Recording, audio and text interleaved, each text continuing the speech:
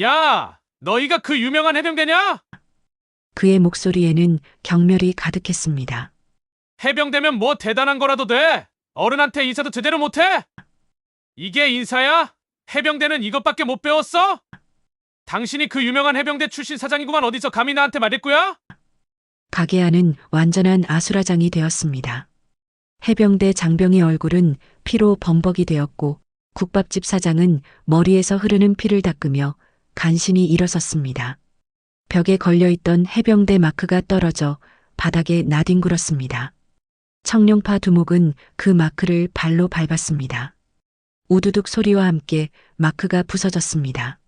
이런 쓰레기 마크, 내가 밟아주마. 국밥집 사장의 심장이 찢어지는 것 같았습니다. 그 마크는 그의 자부심이자 정체성이었습니다. 그날 무슨 일이 있었길래 여군 최초 해병 대사령관이 상륙 돌격 장갑차를 출동시킨 걸까요? 새벽 4시 30분 창원시 진해구의 어스름한 거리에 희미한 불빛 하나가 켜졌습니다. 여름 안개가 골목을 따라 흐르는 이른 시간, 대부분의 가게들이 문을 닫고 있을 때 필승돼지 국밥에서는 이미 하루가 시작되고 있었습니다.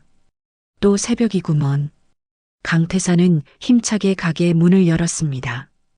62의 나이가 무색하게 그의 몸짓은 여전히 단단했습니다.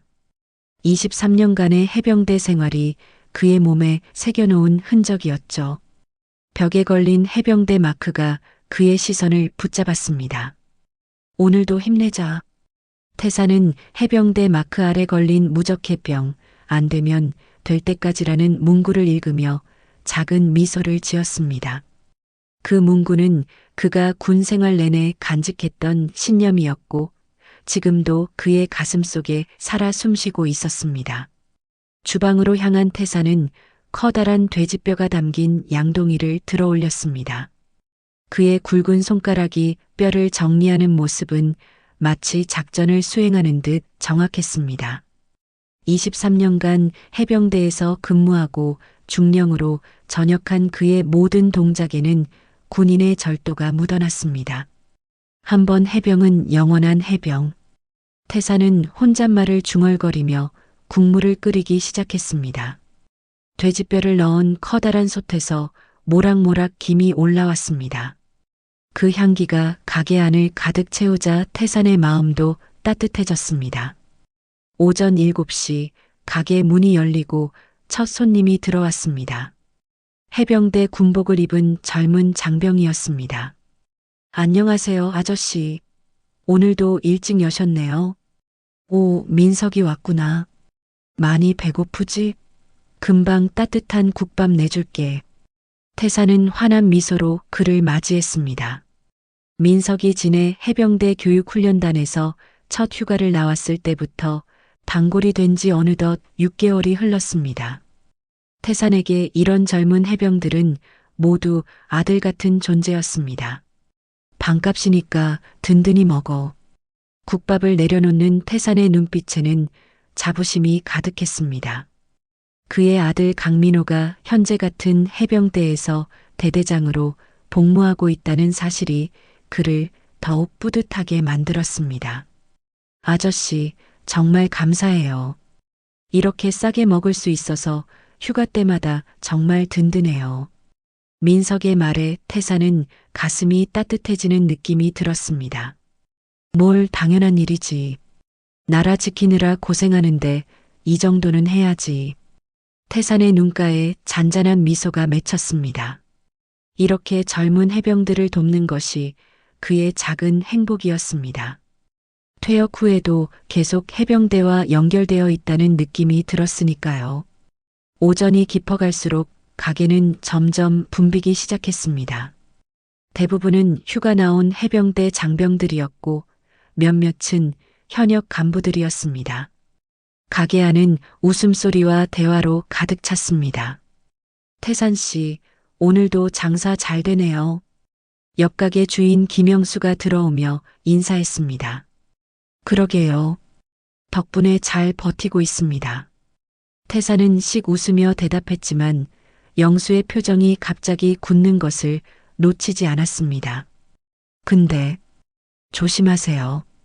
어제 청룡파 애들이 또 상가 돌아다니면서 보호비 걷던데. 영수의 목소리가 갑자기 작아졌습니다.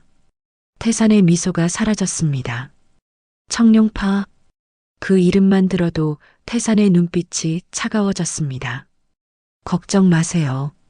난 그런 놈들 무서워서 장사 접는 사람 아닙니다. 태산의 목소리에 단단한 의지가 실렸습니다. 진해구 일대를 장악하고 있는 청룡파는 지역 상인들에게서 보호비라는 명목으로 돈을 갈취해 왔습니다. 하지만 태산만큼은 절대 굴복하지 않았습니다. 23년간 나라를 지킨 해병대 중령이 조폭 앞에 무릎 꿇을 수는 없다고 생각했으니까요. 조심하세요, 태산 씨. 윤도철 그 자식 요즘 더 미쳐 날뛰고 있다고 하더라고요. 영수의 얼굴에 걱정이 가득했습니다. 청룡파의 두목 윤도철은 45세의 정과 칠범으로 특히 해병대를 경멸하는 것으로 유명했습니다. 예전에 해병대 훈련소에서 중퇴한 후 범죄의 길로 들어섰다는 소문이 있었습니다. 알았어요. 걱정 말고 가게나 잘 보세요. 태산은 담담하게 대답했지만 마음 한구석이 무거워졌습니다. 윤도철이 그의 가게를 눈의 가시처럼 여긴다는 사실을 알고 있었습니다.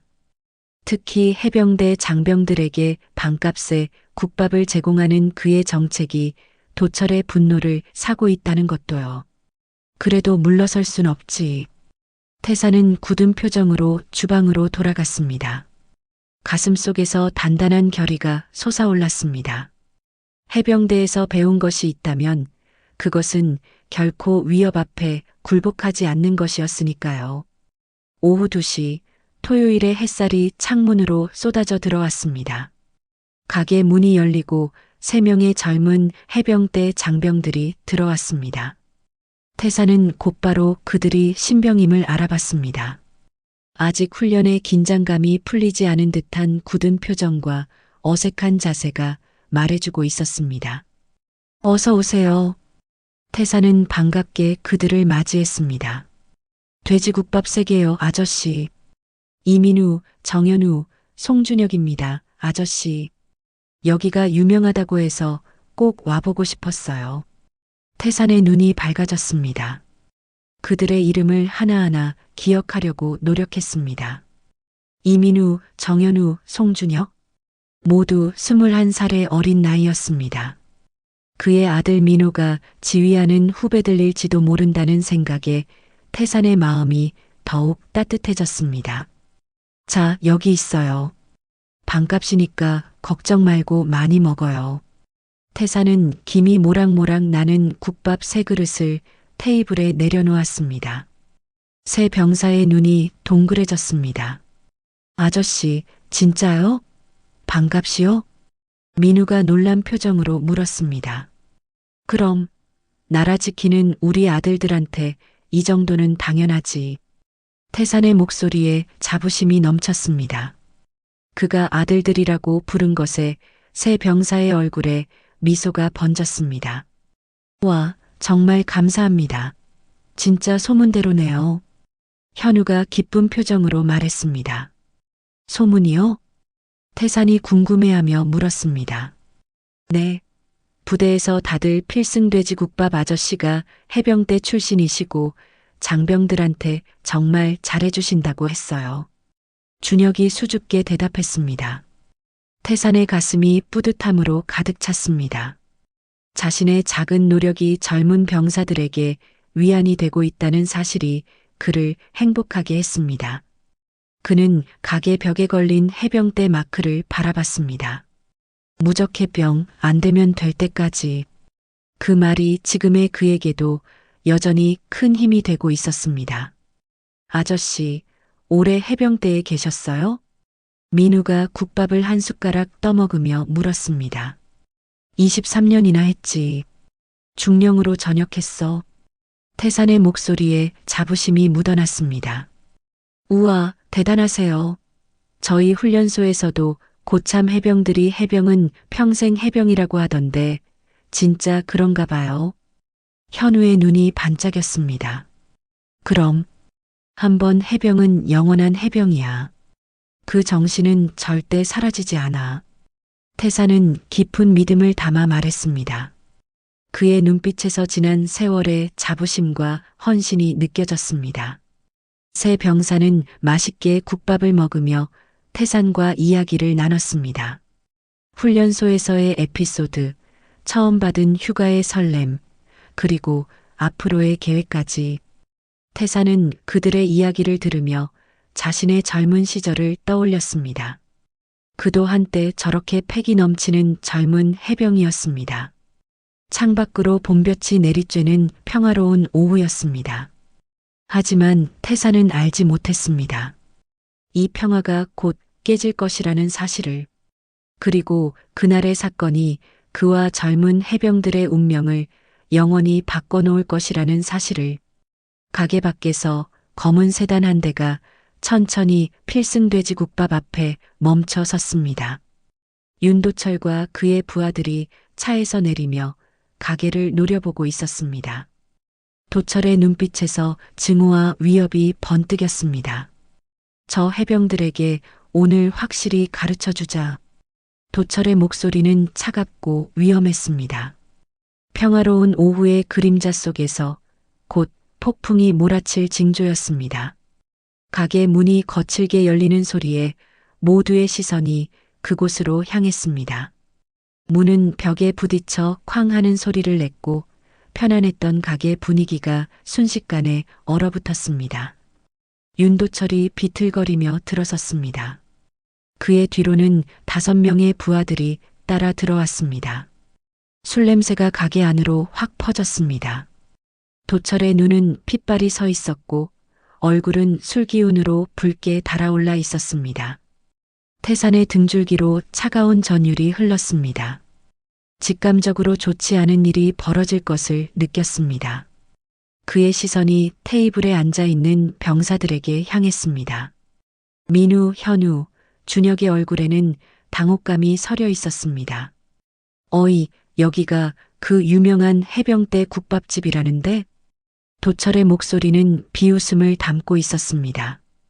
그는 고의로 비틀거리며 가게 안을 둘러보았습니다. 다른 손님들은 불안한 눈빛으로 서로를 쳐다보며 자리에서 일어나기 시작했습니다. 태사는 심호흡을 하고 도철에게 다가갔습니다. 그의 가슴 속에서는 불안감이 커졌지만 얼굴에는 침착한 표정을 유지했습니다. 어서 오세요. 뭘 드릴까요? 태산의 목소리는 단단했습니다. 23년간의 군 생활이 위기 상황에서도 침착함을 유지하도록 훈련시켰습니다.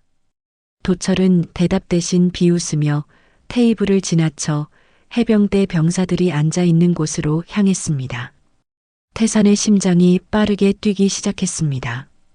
직감적으로 무언가 나쁜 일이 일어날 것을 느꼈습니다. 야, 너희가 그 유명한 해병대냐? 도철이 민우 앞에 서서 내려다보며 물었습니다. 그의 목소리에는 경멸이 가득했습니다.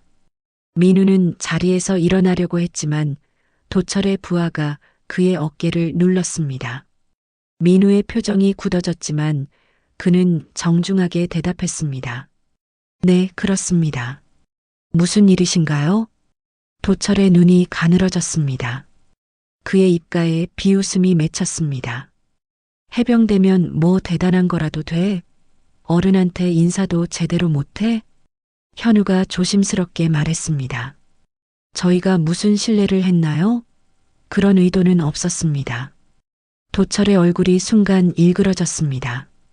그는 갑자기 현우의 국밥 그릇을 손으로 쳐서 바닥에 떨어뜨렸습니다.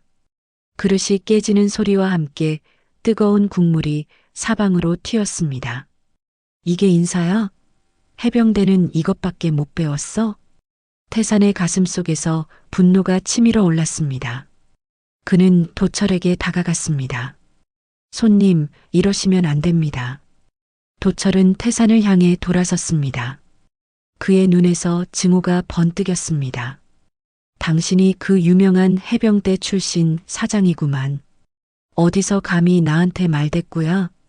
도철이 갑자기 태산의 앞치마를 움켜쥐었습니다. 태산은 동요하지 않으려 했지만 심장이 격렬하게 뛰는 것을 느꼈습니다. 여기서 나가주십시오. 당장요. 태산의 목소리는 단호했습니다. 그의 말에 도철의 얼굴이 더욱 붉게 달아올랐습니다. 나가라고? 내가 감히 나한테 명령해? 도철이 태산을 밀쳤습니다. 태산은 균형을 잃고 뒤로 비틀거렸습니다. 그 순간 민우가 자리에서 벌떡 일어났습니다. 아저씨를 그만 괴롭히세요. 민우의 외침과 동시에 도철의 주먹이 그의 얼굴을 향해 날아왔습니다. 퍽 하는 소리와 함께 민우의 코에서 피가 터져 나왔습니다. 민우는 의자에서 뒤로 넘어졌습니다. 민우야. 현우와 준혁이 동시에 소리쳤습니다. 그들도 일어나려 했지만 도철의 부하들이 그들을 막아섰습니다. 한 명은 현우의 팔을 비틀어 뒤로 꺾었고 다른 한 명은 주먹으로 그의 복부를 가격했습니다. 현우는 숨이 막혀 바닥에 무릎을 꿇었습니다. 이것들이 감히. 도철은 이번에는 준혁의 머리채를 잡아 테이블에 그대로 내리쳤습니다. 준혁의 이마가 테이블 모서리에 부딪혀 피가 흘렀습니다. 그의 비명소리가 가게 안에 울려 퍼졌습니다. 태산의 귓가에서 피가 소리치는 것 같았습니다. 그의 시야가 붉게 물들었습니다. 젊은 병사들이 자신의 가게에서 폭행당하는 모습을 보니 가슴 속에서 무언가가 끊어지는 것 같았습니다. 그만해요. 당장 멈추세요. 태산이 도철에게 달려들었습니다. 하지만 도철은 이미 손에 쥐고 있던 소주병을 태산의 머리에 내리쳤습니다. 병이 깨지며 태산의 이마에서 피가 흘러내렸습니다. 그는 충격으로 바닥에 쓰러졌습니다. 아저씨. 피투성이가 된 민우가 비틀거리며 일어나 태산에게 다가가려 했지만 도철의 부하가 그의 뒤통수를 세게 쳤습니다. 민우는 다시 바닥에 쓰러졌습니다. 가게 안은 완전한 아수라장이 되었습니다. 남아있던 손님들은 모두 공포에 질려 도망쳤습니다. 도철의 부하들은 계속해서 병사들을 구타했습니다. 민우의 얼굴은 피로 범벅이 되었고 현우는 복부를 움켜쥐고 신음했으며 준혁은 테이블 밑으로 몸을 웅크리고 있었습니다. 태산은 머리에서 흐르는 피를 닦으며 간신히 일어섰습니다. 그의 시야가 흐려졌지만 젊은 병사들을 지켜야 한다는 생각만이 그를 지탱했습니다. 제발, 그만. 태산의 목소리는 떨렸습니다. 도철은 그를 향해 비웃었습니다. 이 늙은이가 아직도 뭐라고 하네. 도철이 태산에게 다가와 멱살을 잡았습니다. 그의 얼굴에 침을 뱉으며 말했습니다. 들어, 늙은이. 이 동네는 내 구역이야. 내 허락 없이는 숨도 쉴 수 없어. 알았어? 태산의 눈에 분노의 불꽃이 일었지만 그는 답하지 않았습니다. 도철은 그의 침묵에 더 화가 난 듯 그를 벽으로 밀쳤습니다. 벽에 걸려있던 해병대 마크가 떨어져 바닥에 나뒹굴었습니다. 도철은 그 마크를 발로 밟았습니다. 우두둑 소리와 함께 마크가 부서졌습니다. 이런 쓰레기 마크, 내가 밟아주마. 태산의 심장이 찢어지는 것 같았습니다. 그 마크는 그의 자부심이자 정체성이었습니다. 도철이 그것을 짓밟는 모습을 보니 눈앞이 새하얘졌습니다. 도철은 이제 가게 내부를 둘러보며 테이블을 뒤엎고 의자를 던졌습니다. 그의 부하들도 함께 가게를 파손하기 시작했습니다. 냉장고가 쓰러지고 그릇들이 깨지는 소리가 가게 안을 가득 채웠습니다. 마지막으로 도철은 계산대로 가서 돈통을 열었습니다. 그 안에 현금을 모두 꺼내 주머니에 넣었습니다. 이건 첫 번째 보업이라고 생각해. 다음부터는 제대로 내. 알았어, 늙은이. 태산은 무력감에 바닥에 주저앉았습니다. 그의 눈에서 뜨거운 눈물이 흘러내렸습니다. 23년간 나라를 지킨 군인으로서 이렇게 무력하게 당하는 것이 그에게는 최대의 모욕이었습니다. 도철은 마지막 경고를 남겼습니다. 앞으로 해병대에게 특별 대우하는 거 그만둬. 그리고 매달 보호비 꼬박꼬박 내. 안 그러면 다음에는 가게가 아니라 내 목숨이 날아갈 거야. 도철과 그의 부하들이 나간 후 가게는 완전히 엉망이 되었습니다. 깨진 그릇 조각들, 엎질러진 국밥, 피가 흩뿌려진 바닥과 벽. 마치 전쟁터를 방불케 했습니다. 태사는 힘겹게 일어나 세병사에게 다가갔습니다. 그들은 모두 심하게 다쳐 있었습니다. 민우의 코는 부어올랐고 현우는 복부를 움켜쥐고 있었으며 준혁의 이마에서는 계속 피가 흘렀습니다. 미안하다. 애들아. 아저씨 때문에. 태산의 목소리가 흐느낌으로 끊겼습니다. 그의 가슴은 죄책감으로 무거웠습니다. 자신이 지켜야 할 젊은 병사들이 자신의 가게에서 이런 폭행을 당했다는 사실이 그를 괴롭혔습니다. 아저씨, 괜찮아요. 민우가 피범벅이 된 얼굴로 태산을 위로했습니다. 그 모습이 태산의 마음을 더욱 아프게 했습니다. 아저씨, 머리에서 피가 많이 나요. 병원부터 가야 해요. 준혁이 아픈 몸을 이끌고 태산을 부축했습니다. 그의 이마에서도 피가 흘렀지만 그는 오히려 태산을 걱정했습니다. 경찰에 신고해요, 아저씨. 현우가 고통스러운 표정으로 말했습니다. 태산은 고개를 저었습니다. 그놈들, 경찰에 신고해봤자 소용없어. 이 동네에선 그놈들이 법이야. 그의 목소리에는 쓸쓸함이 묻어났습니다. 그는 오랫동안 윤도철의 세력이 이 지역을 어떻게 장악하고 있는지 알고 있었습니다. 경찰도 제대로 손을 쓰지 못하는 상황이었습니다. 어떻게든 병원에 가야 했습니다. 태사는 전화기를 들어 구급차를 불렀습니다. 10분 후 구급차가 도착했고 그들은 모두 병원으로 이송되었습니다. 병원에서 의사들은 그들의 상처를 치료했습니다. 치료를 받은 후 태사는 병원 복도에 앉아 있었습니다. 그의 마음은 무거웠지만 눈빛에는 이전과는 다른 결의가 서려 있었습니다. 이대로 끝낼 순 없어. 그는 주먹을 꽉 쥐었습니다. 23년간 해병대에서 익힌 것이 있다면 그것은 결코 포기하지 않는 정신이었습니다. 무적해병 안 되면 될 때까지. 그 신념이 그의 가슴 속에서 다시 불타오르기 시작했습니다. 새 병사는 다음날 아침 부대로 복귀해야 했습니다. 태사는 그들을 배웅하며 죄책감에 다시 한번 사과했습니다. 정말 미안하다, 애들아. 내가 너희를 지키지 못했어. 새 병사는 고개를 저었습니다. 아저씨 잘못이 아니에요. 그 사람들이 나쁜 거예요. 민우가 붕대를 감은 얼굴로 말했습니다. 부대에 가서 어떻게 설명할 거니? 태산이 걱정스럽게 물었습니다. 새 병사는 서로를 바라봤습니다. 그들의 눈빛에 고민이 서려 있었습니다. 일단은 계단에서 넘어졌다고 할게요. 사건 보고하면 외출 금지될 수도 있고. 현우가 조심스럽게 말했습니다. 태사는 이해한다는 듯 고개를 끄덕였지만 마음은 편치 않았습니다. 그는 이 일이 여기서 끝나지 않을 것이라는 것을 직감적으로 알았습니다. 부대로 복귀한 새 병사는 처음에는 진실을 말하지 않았습니다. 하지만 그들의 상처가 단순한 낙상으로 보기에는 너무 심각했습니다. 군의관은 의심의 눈초리로 그들을 바라봤습니다. 정말 계단에서 넘어진 거야? 이런 상처는 폭행당한 것 같은데?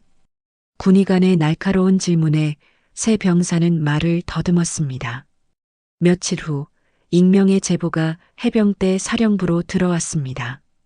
휴가 나온 해병대 병사들이 민간인에게 폭행당했다는 내용이었죠. 제보자는 그날 필승돼지 국밥집에서 사건을 목격한 다른 손님이었습니다.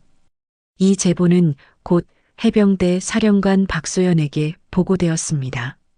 소연은 태산의 오랜 전우였고 그녀의 눈에 분노의 불꽃이 일었습니다.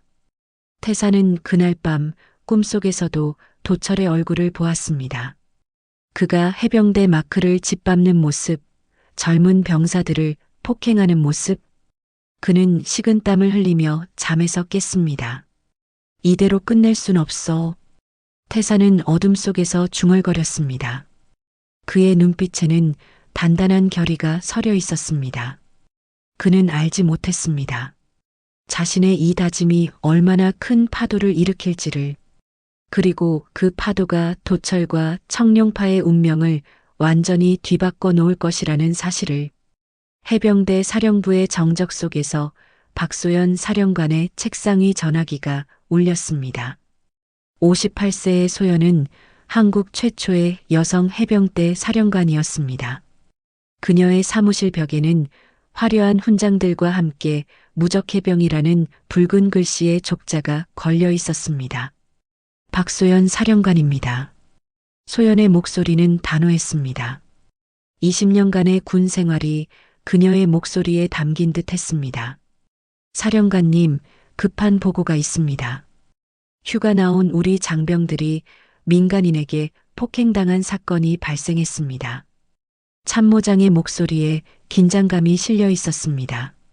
소연의 눈썹이 찌푸려졌습니다. 그녀의 마음속에 불안감이 피어올랐습니다. 자세히 말해보세요. 참모장은 진해구의 필승돼지 국밥에서 벌어진 폭행 사건에 대해 설명했습니다.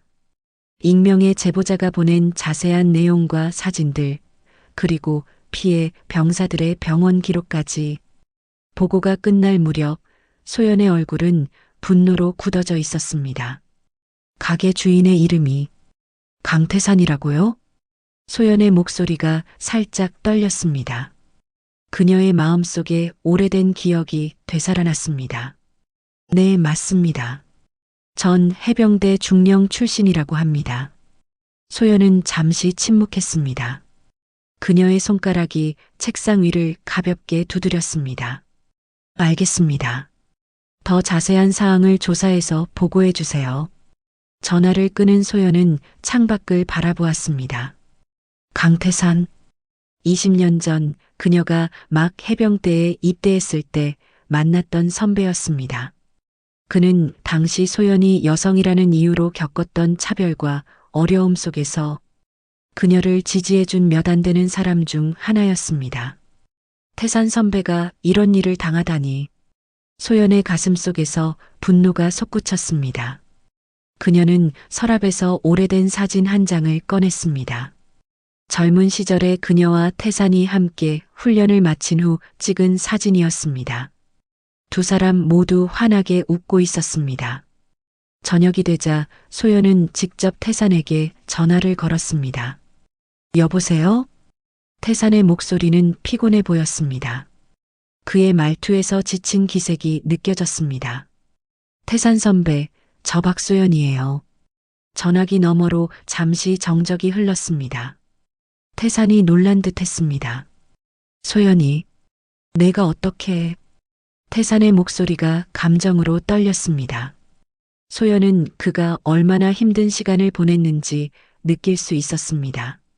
선배님께 무슨 일이 있었는지 들었어요. 정말 괜찮으세요? 태산은 깊은 한숨을 내쉬었습니다. 소연은 그가 울음을 참고 있다는 것을 느꼈습니다. 소연아, 미안해. 내 부하들이 폭행당했어. 내 가게에서 일어난 일인데 내가 막지 못했어. 태산은 그날의 일을 모두 털어놓았습니다.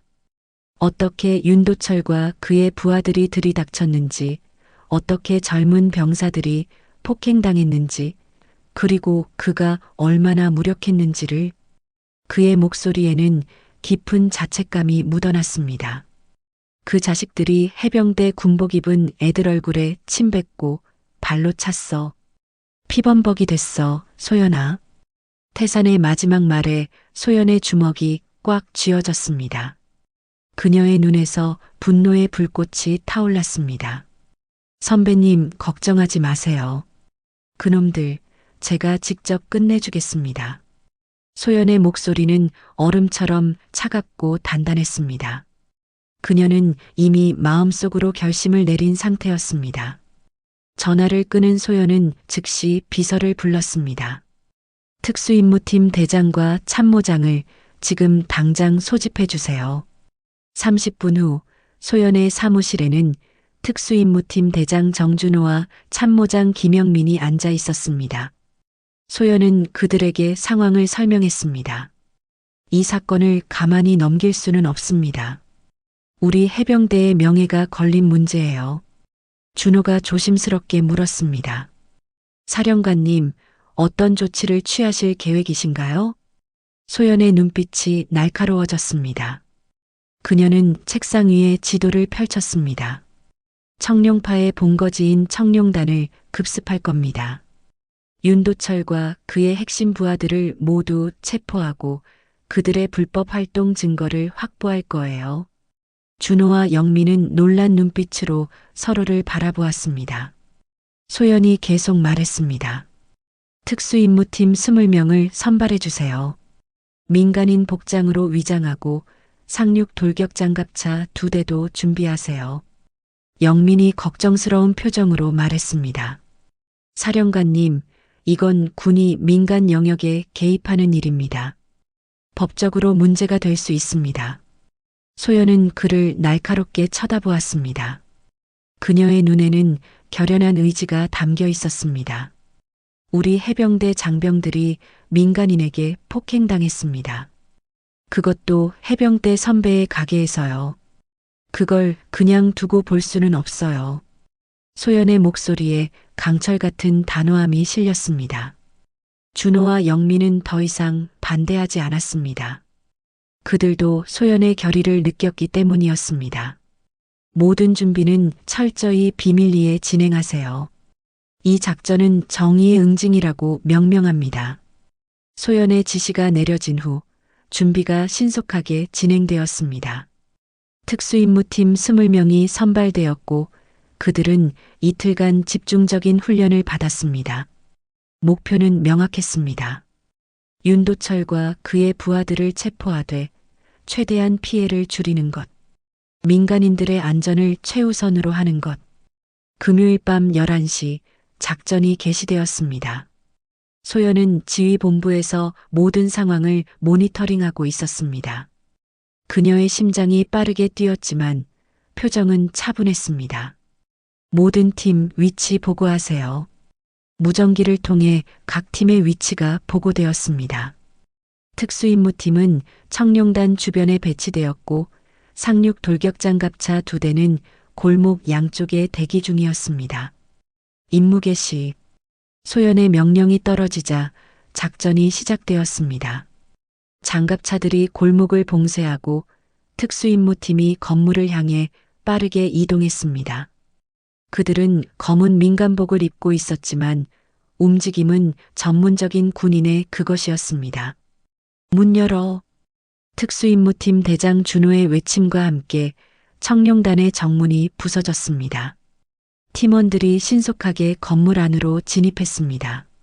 안에서는 도철과 그의 부하들이 술을 마시며 떠들고 있었는데 갑작스러운 습격에 당황했습니다.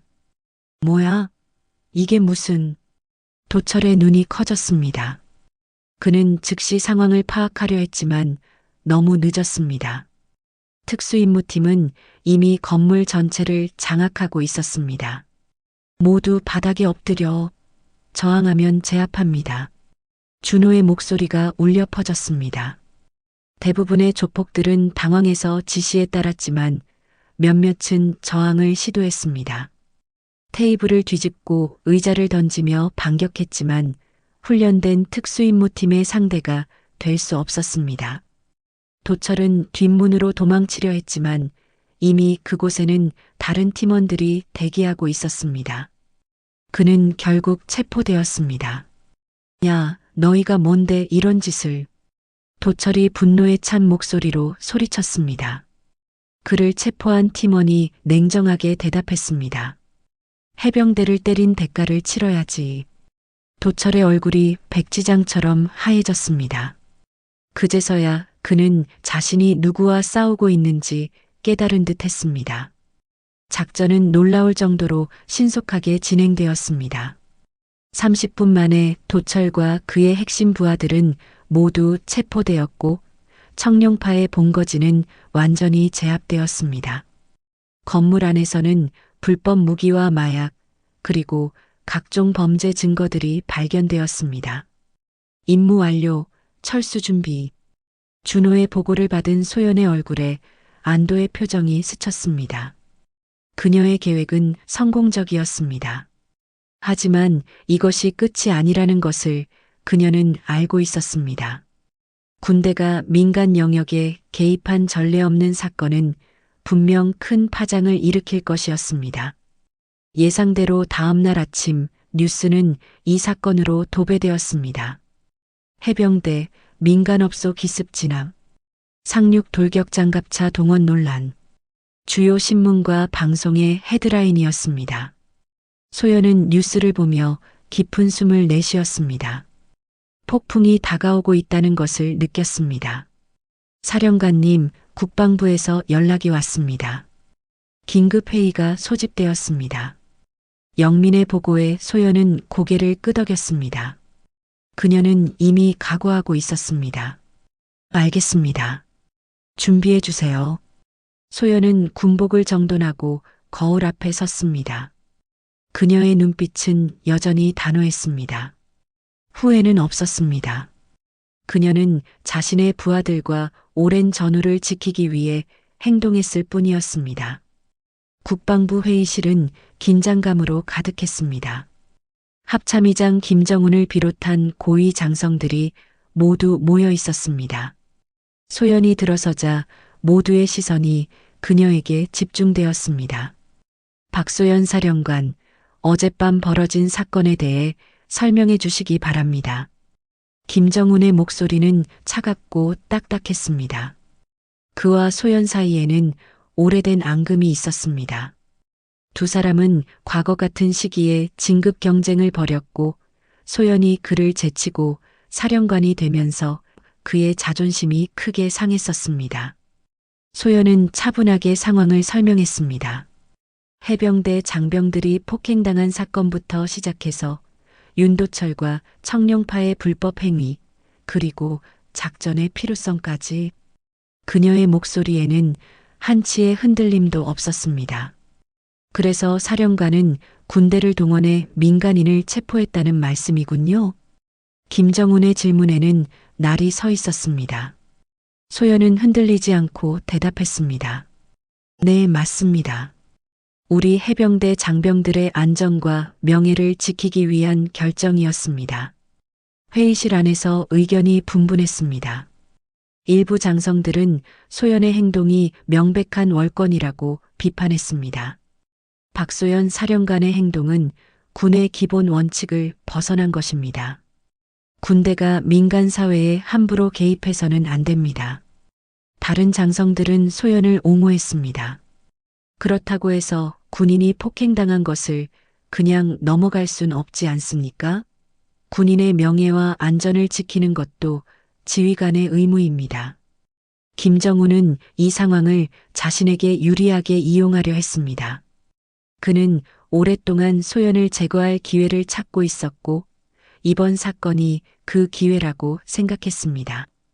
박소연 사령관, 당신의 행동은 명백한 월권입니다. 이번 일로 군의 이미지가 크게 실추되었습니다. 소연은 김정훈의 비난을 묵묵히 받아들였습니다. 그녀는 이미 자신의 결정에 따른 책임을 질 각오가 되어 있었습니다. 제 행동에 대한 책임은 제가 지겠습니다. 하지만 저는 후회하지 않습니다. 저의 부하들과 해병대의 명예를 지키기 위한 결정이었습니다. 소연의 단호한 답변에 회의실은 잠시 정적에 빠졌습니다. 김정훈의 눈빛이 차가워졌습니다. 징계위원회를 소집하겠습니다. 박소연 사령관은 직위 해제 및 대기 발령 조치합니다. 소연의 심장이 무겁게 내려앉았지만 그녀의 표정에는 변화가 없었습니다. 그녀는 단정하게 경례를 하고 회의실을 나왔습니다. 복도에서 그녀는 잠시 멈춰 창밖을 바라보았습니다. 비가 내리기 시작했습니다. 그녀의 눈에도 비처럼 슬픔이 고였지만 후회는 없었습니다. 그녀는 자신의 신념에 따라 행동했을 뿐이었습니다. 소연이 사령부로 돌아오자 참모들이 걱정스러운 표정으로 그녀를 맞이했습니다. 사령관님, 정말 괜찮으세요? 영민이 조심스럽게 물었습니다. 소연은 미소를 지으며 고개를 끄덕였습니다. 괜찮아요. 우리는 해야 할 일을 했을 뿐입니다. 그녀의 사무실로 돌아가는 길에 젊은 해병들이 그녀에게 경례를 했습니다. 그들의 눈빛에는 존경과 감사의 마음이 담겨 있었습니다. 소연은 그것만으로도 충분하다고 생각했습니다. 사무실에 도착한 소연은 태산에게 전화를 걸었습니다. 선배님, 윤도철 일당은 모두 체포됐습니다. 이제 걱정하지 않으셔도 됩니다. 태산의 목소리가 떨렸습니다. 소연아, 정말 고마워. 하지만 너는 괜찮은 거니? 소연은 잠시 침묵했습니다.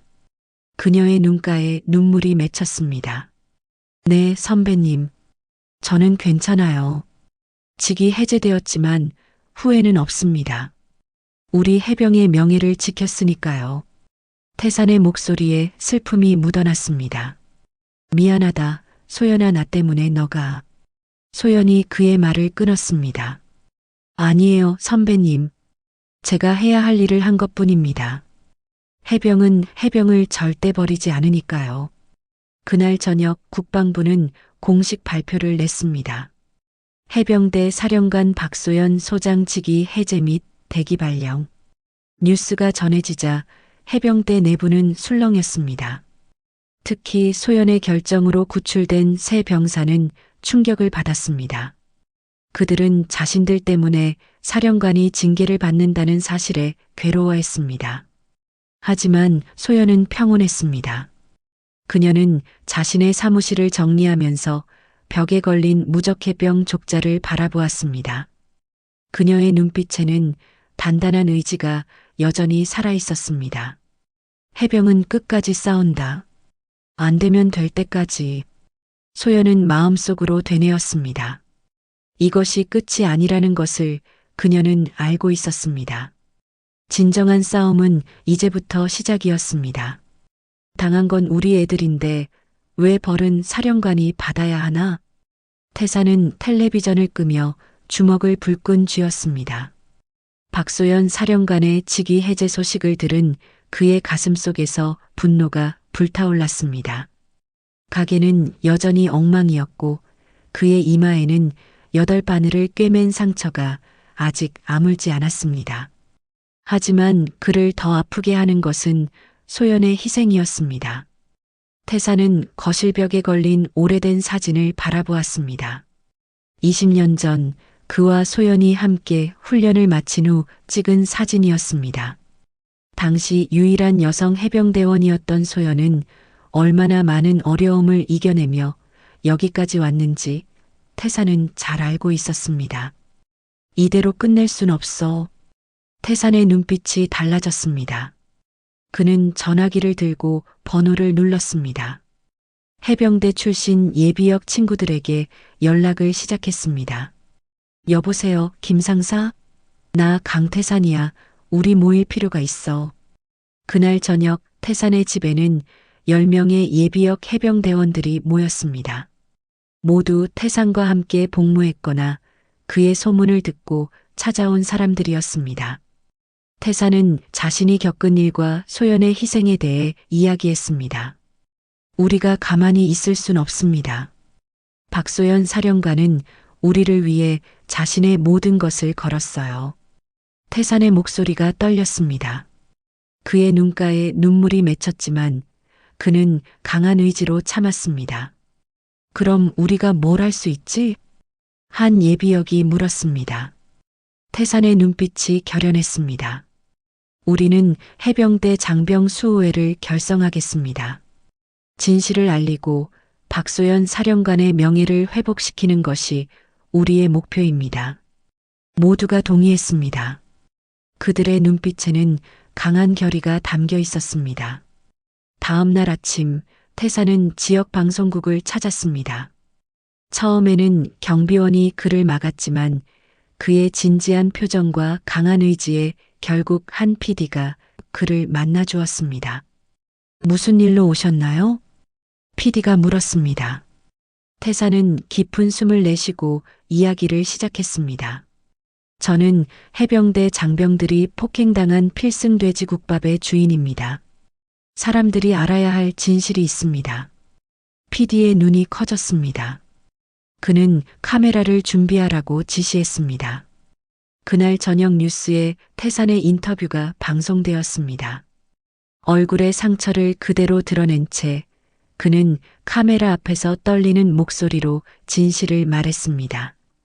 저는 23년간 해병대에서 복무했던 강태산입니다.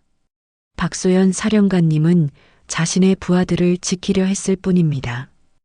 해병대를 때린 놈들은 처벌받지 않고 해병대를 지킨 사람이 벌받는 게 말이 됩니까? 태산의 진심 어린 호소가 시청자들의 마음을 움직였습니다. 인터뷰 영상은 유튜브에 올라가 단 하루 만에 50만 조회수를 기록했습니다. 댓글창에는 소연을 지지하는 메시지들이 넘쳐났습니다. 태산의 호소가 전국으로 퍼져나가기 시작했습니다. 예비역 단체들이 성명서를 발표하고 군인 가족들이 지지 집회를 열었습니다. 온라인에서는 박소연 소장 처분 철회 요구 청원이 시작되었고 이틀 만에 10만 명이 넘는 사람들이 참여했습니다. 태산은 매일 밤 해병대 장병 수호회 회원들과 함께 다음 행동을 계획했습니다. 그들은 SNS를 통해 캠페인을 벌이고 거리에서 서명운동을 펼쳤습니다. 태산의 가게 앞에는 우리는 박소연 사령관을 지지합니다라는 현수막이 걸렸습니다. 사흘째 되는 날 예상치 못한 곳에서 지원군이 나타났습니다. 윤도철에게 폭행당했던 세병사 이민우, 정현우, 송준혁이 군 당국의 허락을 받아 공식 기자회견을 열었습니다. 저희는 윤도철과 그의 부하들에게 무차별 폭행을 당했습니다. 박소연 사령관님은 저희를 지키기 위해 행동하셨을 뿐입니다. 민우의 목소리가 떨렸습니다. 그의 얼굴에는 아직 폭행의 흔적이 남아 있었습니다. 우리는 군인입니다. 국민을 지키는 것이 우리의 임무입니다. 하지만 우리도 보호받을 권리가 있습니다. 현우의 당당한 발언에 취재진들이 연신 카메라 플래시를 터뜨렸습니다. 기자회견 후 여론은 더욱 뜨겁게 달아올랐습니다.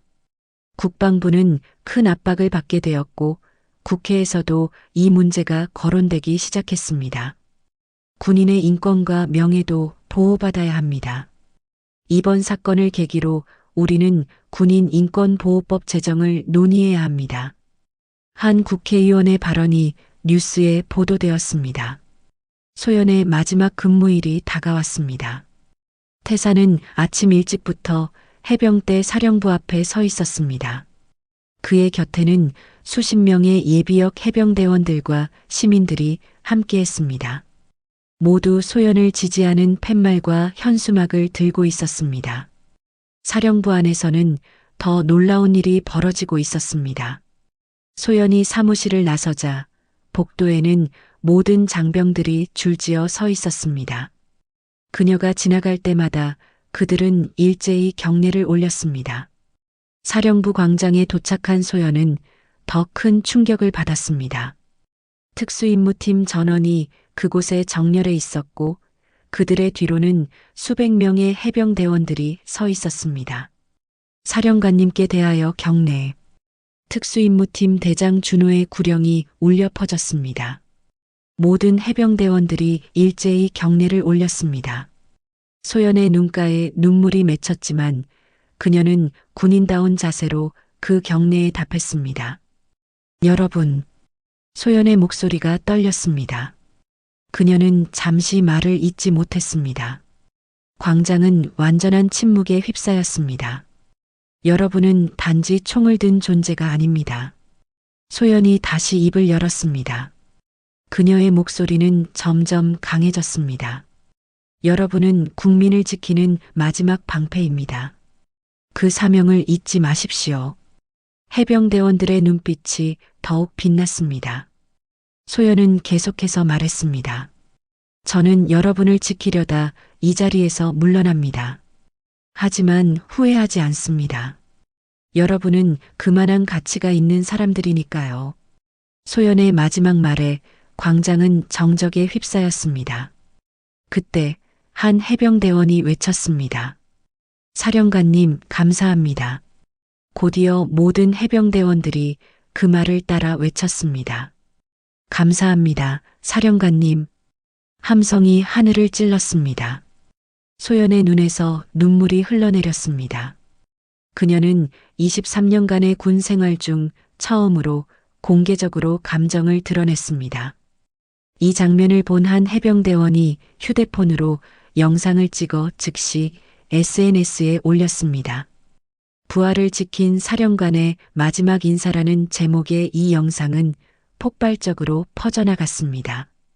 수많은 사람들이 소연의 용기와 희생에 감동했습니다. 그날 저녁 태사는 소연을 만났습니다. 두 사람은 조용한 카페에 앉아 있었습니다. 미안해, 소연아. 내 때문에 내가 이런 일을. 태산의 목소리가 떨렸습니다. 소연은 고개를 저었습니다. 선배님, 제가 선택한 길입니다. 후회 없어요. 소연의 눈빛은 여전히 단단했습니다. 태사는 그녀의 손을 꼭 잡았습니다. 우리가 포기하지 않을 거야. 내 명예를 반드시 회복시키겠어. 소연은 미소를 지었습니다. 그녀의 미소에는 따뜻함과 강인함이 공존했습니다. 그로부터 일주일 후 상황은 급변했습니다. 검찰이 윤도철 일당에 대한 전면적인 수사에 나섰고 그들의 불법 행위가 속속 드러났습니다. 마약 밀매, 불법 도박, 폭력 행위 등 수많은 범죄 혐의가 확인되었습니다. 윤도철 일당 전원 구속 기소, 청룡파 조직 완전 해체, 뉴스 헤드라인이 전국을 강타했습니다. 소연의 행동이 결과적으로 지역사회의 암적인 존재를 제거하는데 큰 역할을 했다는 사실이 밝혀진 것입니다. 국방부는 곤란한 입장에 처했습니다. 소연에 대한 여론의 지지는 날로 커져갔고 결국 국방부 장관이 직접 입장을 밝혔습니다. 박소연 전 사령관의 징계 결정을 재검토하겠습니다. 그리고 군인의 권익을 보호하기 위한 제도적 장치를 마련하겠습니다. 한 달 후 진해구 중앙공원에서는 특별한 기념비 제막식이 열렸습니다. 시민들의 모금으로 세워진 이 기념비에는 군복을 입은 자는 국민으로부터 보호받아야 한다라는 문구가 새겨져 있었습니다. 제막식에는 태상과 소연 그리고 수많은 해병대원들과 시민들이 참석했습니다. 특별 손님으로 초대된 소연은 많은 이들의 박수 속에 연단에 올랐습니다. 이 기념비는 단순한 돌덩이가 아닙니다. 이것은 우리 사회가 군인의 존엄과 명예를 인정하는 상징입니다. 소연의 목소리는 힘이 넘쳤습니다. 그녀는 더 이상 제복을 입고 있지 않았지만 여전히 해병대의 정신을 간직하고 있었습니다. 국회에서는 군인 인권보호법 제정이 본격적으로 논의되기 시작했습니다. 이 법안은 군인들이 민간인에게 부당한 대우를 받았을 때 적절한 보호와 지원을 받을 수 있도록 하는 내용을 담고 있었습니다. 소연은 퇴역 후에도 쉬지 않았습니다.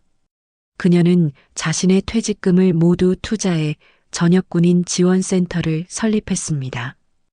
이 센터는 전역 후 사회 적응에 어려움을 겪는 군인들을 돕는 곳이었습니다. 우리는 군복을 벗어도 여전히 전우입니다. 함께 어려움을 이겨내는 것이 해병대 정신입니다. 소연의 센터는 많은 전역 군인들에게 희망의 빛이 되었습니다. 그들은 이곳에서 심리 상담, 취업 지원, 법률 조언 등 다양한 도움을 받을 수 있었습니다. 태산의 필승 돼지국밥도 많은 변화를 겪었습니다. 사건 이후 그의 가게는 더 많은 사람들이 찾는 명소가 되었습니다. 특히 해병대 장병들에게는 반드시 가봐야 할 성지와 같은 곳이 되었습니다. 태사는 가게 벽에 명예사령관 박소연의 사진을 걸었습니다. 그 옆에는 새로운 문구가 적혀 있었습니다. 한 번 해병은 영원한 해병, 우리는 서로를 절대 버리지 않는다. 어느 평화로운 오후 태사는 가게 안을 바라보며 미소 지었습니다. 테이블마다 젊은 해병대원들이 앉아 있었고 그들의 웃음소리가 가게 안을 가득 채웠습니다. 소연도 종종 가게를 찾았습니다. 그날도 소연은 태산과 함께 차를 마시며 이야기를 나누고 있었습니다. 선배님, 생각해보면 모든 것이 한 그릇의 돼지국밥에서 시작되었네요. 소연이 웃으며 말했습니다. 태산도 따뜻한 미소를 지었습니다. 그래, 작은 일에서 큰 변화가 시작된 거야. 우리가 해병대에서 배운 대로 말이야. 태산은 벽에 걸린 소연의 사진을 바라보았습니다.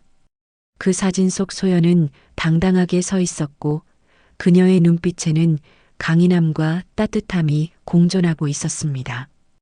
해가 저물기 시작했습니다. 태산은 가게 문을 닫으며 소연의 사진에 작은 인사를 건넸습니다. 오늘도 고생 많았어, 소연아. 한 그릇의 돼지국밥으로 시작된 이야기는 이렇게 아름다운 결말을 맞이했습니다. 그것은 단순한 음식이 아니라 명예, 용기, 그리고 서로를 지키는 마음이 담긴 이야기였습니다. 그리고 그 이야기는 계속해서 많은 이들에게 감동과 용기를 전해주고 있었습니다.